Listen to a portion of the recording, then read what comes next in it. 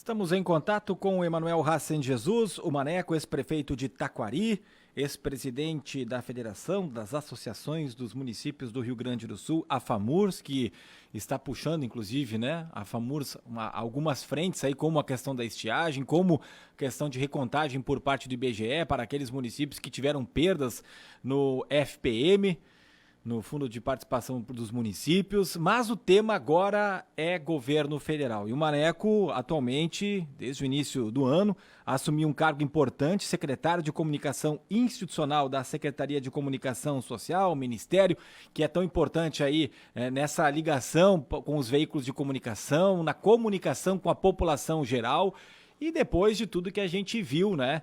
Há 2 domingos, quando a gente falou a última vez com o Maneco, ele estava assumindo o cargo, tinha assumido oficialmente no dia anterior, estava com um desafio grande pela frente, até querendo tomar pé, ciência de tudo aquilo que seria a sua incumbência, mas eu imagino que o Maneco não pensava que seria um trabalho tão atribulado nos primeiros dias, porque o que a gente viu no penúltimo domingo em Brasília foram atos lamentáveis de depredação, uma manifestação que tomou conta dos 3 poderes, de incêndio, de quebra-quebra, de muitas pessoas presas, inclusive pessoas aqui do Vale do Taquari, e tem desdobramentos sobre isso, né, de querer saber quem é que pagou os ônibus, se teve gente financiando, enfim, eu quero saber, a começar essa nossa conversa, Maneco, sobre o clima em Brasília. Claro que já faz alguns dias, né, que isso aconteceu, mas ainda tem muita repercussão e não vai acabar nem mesmo no mês de janeiro, vai ter muito pano para manga ainda depois de tudo que a gente viu recentemente aí na capital federal. Tudo bem? Boa tarde, prazer mais uma vez falar contigo. Boa tarde, é um prazer estar junto contigo, Ricardo, com todos os teus ouvintes aí na Rádio Independente. O que dá para falar do momento atual de Brasília? O que o Ministério, a Secretaria da Comunicação Social já teve de trabalho, já realizou desde os atos e continua fazendo nos dias de hoje? Como é que está a pressão também para vocês dentro dessa função aí que está sendo tão importante já nesse início do mandato do Lula? Primeiro, Ricardo, o governo que inicia sem transição, né? O governo que saiu de maneira irresponsável não fez a transição. Aqui no próprio Ministério, nós chegamos na segunda, dia 2, pela manhã, completamente às escuras. E quando, na primeira semana, se reorganizava a casa, acontece aquele ato terrorista em busca do golpe que um pequeno número de pessoas criminosas realizaram naquele domingo. E, obviamente, a partir de então, aquilo que já estava difícil por não ter havido a transição, acabou ficando ainda mais complicado, não só pela reconstrução e reorganização da estrutura física de trabalho, mas também porque a pauta e o dia a dia, obviamente, também foi tomada pelo aquele ato e as suas consequências que permanecem até hoje, no que se refere à investigação, no que se refere também à reconstrução aqui do próprio governo. E junto com isso, o presidente Lula sempre foi muito firme aqui com a gente nas reuniões que fizemos, que mesmo com as dificuldades aumentadas, era para que a gente não deixasse de realizar nada daquilo que estava programado, porque o que a população precisa é que a gente apresente resultados o mais rápido possível. E é o que nós temos feito, né? Estou aqui, inclusive, numa sala de reunião, que acabei de encerrar uma reunião aqui com o Ministério do Desenvolvimento Social, justamente tratando o novo Bolsa Família, que o governo quer lançar ainda no mês de fevereiro, que obviamente é um dos principais compromissos do presidente Lula para esse início de mandato. Então o trabalho está a todo vapor, o governo se reorganizando a partir da não transição que houve, as equipes ainda sendo formatadas e organizadas, mas com muito empenho, muita dedicação, muita vontade de que as coisas aconteçam e os resultados possam chegar aí na ponta. É esse espírito que a gente tem visto aqui nos colegas, que, por incrível que pareça, depois do ato terrorista daquele domingo, parece que a vontade de trabalhar aumentou ainda mais, porque o anseio da população também aumentou, e a união do país, a união daquelas pessoas que realmente querem que o país dê certo, ela se tornou ainda mais evidente, independentemente de partido, independentemente de quem votou. O fato é que quem não concorda com o golpe, que é a ampla maioria da população, quer que o governo dê certo, e é para isso que nós estamos aqui trabalhando dia após dia. Maneco, você fala dessa não transição de governo que não aconteceu do ex-presidente para o presidente atual, mas também que o trabalho está a todo vapor. De que forma isso impacta na prática, que outras coisas já poderiam ter evoluído e não foi possível devido a essa não transição de governo? Gabriela aqui falando, boa tarde. Boa tarde, Gabriela. Pois é, Gabriela, porque o que a transição é nada mais do que uma troca de informações, né? E essa troca de informações ela é fundamental para quem está assumindo o governo, seja numa prefeitura, seja no governo do estado, aqui no governo nacional ou até numa empresa. Essa troca de informações permite que tu te planeje, que tu organiza para o dia que tu assumir, tu já sair realizando. Então, na verdade, esses primeiros 15 dias, nós além de já estarmos realizando, e muitas coisas que já aconteceram nesse período, nós estamos também reorganizando a casa, nós estamos ainda em busca de informações, nós ainda estamos encontrando, né, aquelas coisas escondidas dentro do armário, que a gente aos poucos então vai desmembrando, vai descobrindo e com isto, né, trazendo à tona e dando transparência junto com o plano de governo que venceu a eleição, que a gente já está implementando, né? Ontem mesmo, o ministro da Educação anunciou o aumento do piso salarial dos professores. Não é suficiente? Não é, mas já é um sinal importante para esse início de governo. Na segunda-feira, na posse da presidenta do Banco do Brasil, por exemplo, foi lançado um edital de 150 milhões para projetos culturais no país. Fazia muito tempo que não havia este tipo de projeto aberto para todo o país poder concorrer para aqueles produtores e trabalhadores na área da cultura. O ministro Haddad, na semana passada, fez um anúncio de uma série de medidas econômicas para a gente começar a equilibrar as contas e organizar o país para o desenvolvimento e a geração de emprego. Acabei de relatar que nós estávamos hoje, durante todo o dia, tratando do novo Bolsa Família, que no mês de fevereiro deve ser lançado e, obviamente, contemplar milhões de pessoas em todo o país.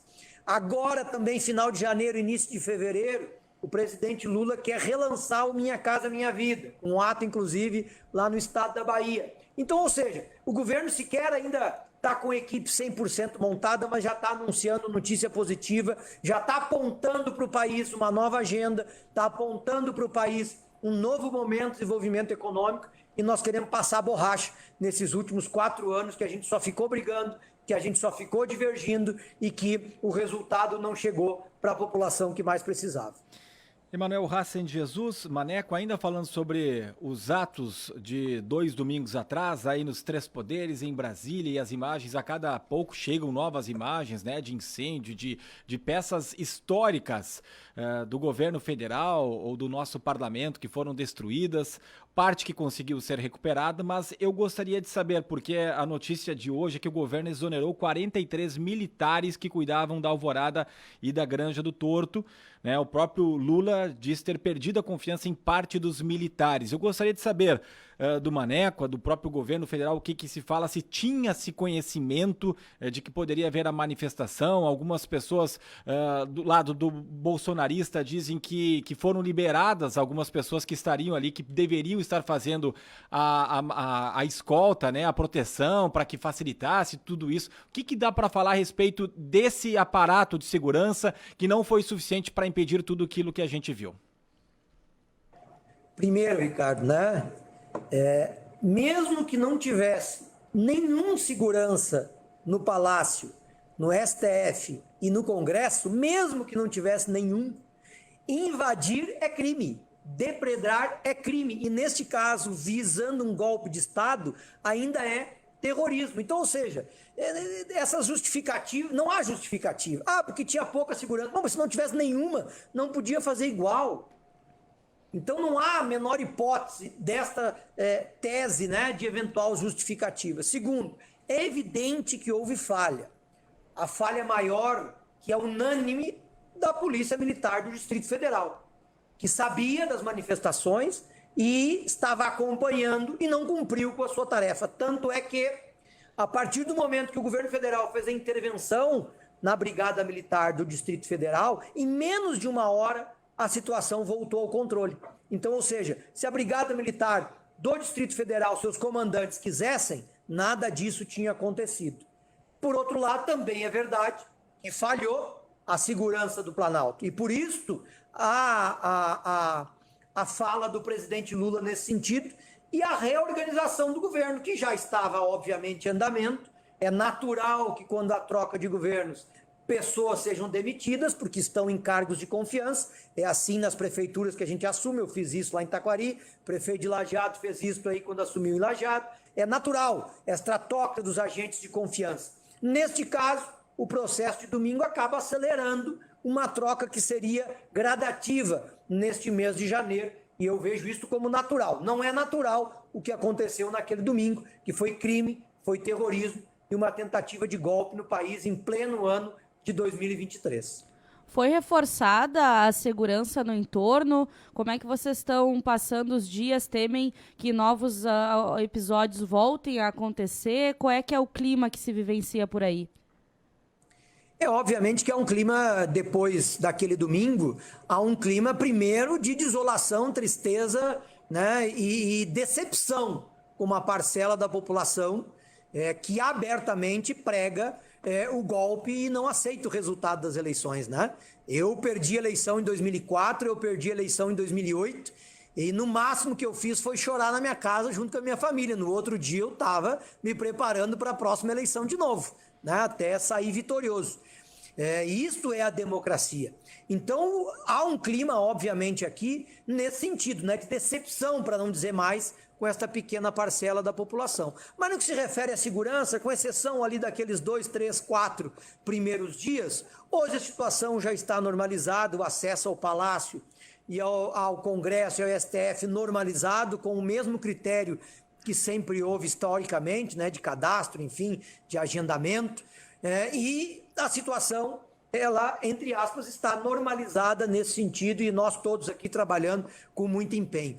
O meu andar, que é onde eu trabalho, no segundo andar do Palácio do Planalto, né, no Ministério aqui da SECOM, que foi o setor que houve a maior destruição, com exceção do Salão Nobre ali na frente do Palácio, ele já está praticamente todo reconstruído.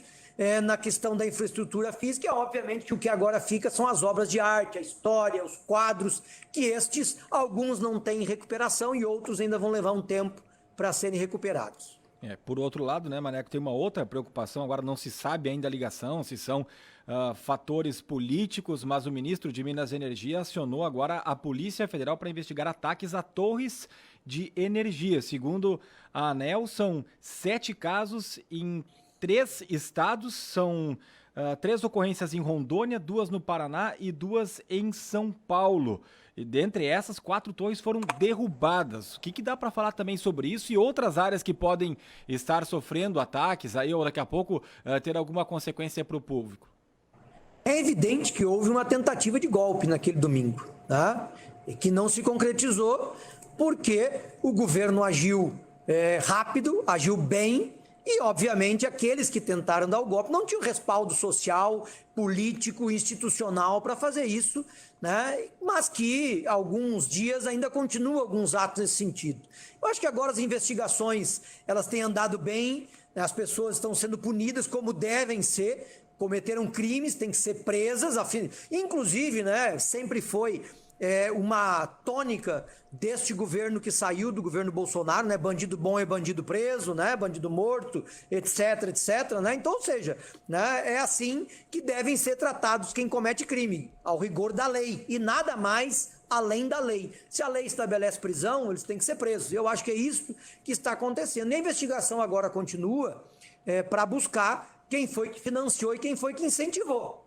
Porque é evidente que alguém pagou para essas pessoas ficarem acampadas esse tempo todo. Todo mundo viu na imprensa, né? Churrasco, barracas, estrutura física, os ônibus que levaram para lá e para cá essas pessoas, né? Isso é muito dinheiro, alguém pagou. E se alguém pagou, é obviamente partícipe deste crime.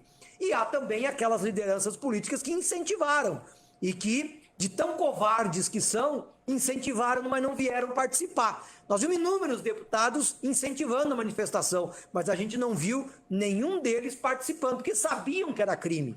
Eles sabiam que aquilo era um ato de golpe e, obviamente, não tiveram a coragem de assumir frente àquelas pessoas, como alguns aí, vizinhos nossos do Vale do Taquari, que vieram para cá acreditando nas suas lideranças e as lideranças deixaram eles empenhados. Alguns, inclusive, estão presos hoje e eu não vi nenhum deputado desses que incentivou o golpe ir lá visitá-los e dar solidariedade, né? Então, acho que esta página tem que ser virada.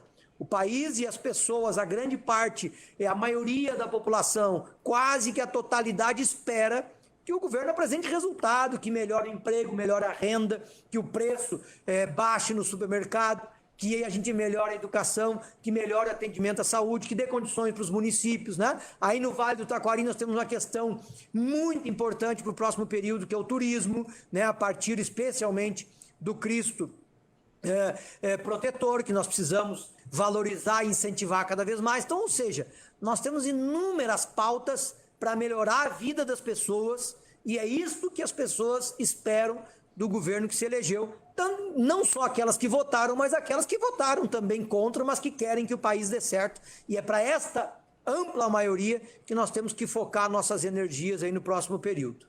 Maneco, mudando um pouquinho o assunto, a ouvinte Ana Raquel Alves participa aqui conosco no 999787885 e ela diz: Maneco, o governo federal vai fazer algo para a privatização da Corsã? A privatização da Corsã é uma decisão estadual, né? E só do governo do estado. O que o governo federal fez, no primeiro dia, o presidente Lula assinou um decreto suspendendo todos os processos de privatização que eram do governo federal, das empresas federais. Então, no governo federal não vai haver nenhuma privatização. E o BNDES, que é o grande agente financiador de políticas públicas e também era dessas políticas de privatização, vai mudar o rumo. E toda a sinalização que o governo federal poderia dar para o governo do estado, dizendo que mudou a política e que agora tem parceiro para qualificar a política pública, foram dadas. Mas a decisão da Corsã, ela é eminentemente do governador do estado. Todas as lideranças do governo federal do tema já se manifestaram contrárias a esta privatização. Mas o governador foi reeleito, ele tem legitimidade para conduzir essas questões da maneira que ele entende correta, mesmo com a nossa discordância, e eu sou um que discordo frontalmente da privatização da Corsã, acho algo absurdo, desnecessário e um crime contra a população do Rio Grande do Sul. Mas, afinal, o governador é o Eduardo Leite e ele tem a legitimidade para conduzir essa questão. Maneco, mais uma vez, obrigado aí por atender a Rádio Independente e um bom trabalho em Brasília. Eu que agradeço a oportunidade de mais uma vez estar junto com vocês. Estou aqui sempre à disposição, não só de vocês, mas de todo o Vale do Taquari, a partir da posição que honrosamente ocupo, para também ser aqui o embaixador da nossa região e poder ajudar nas pautas importantes que o nosso Vale tem para poder crescer e se desenvolver cada vez mais. Um grande abraço aí e um bom dia a todos.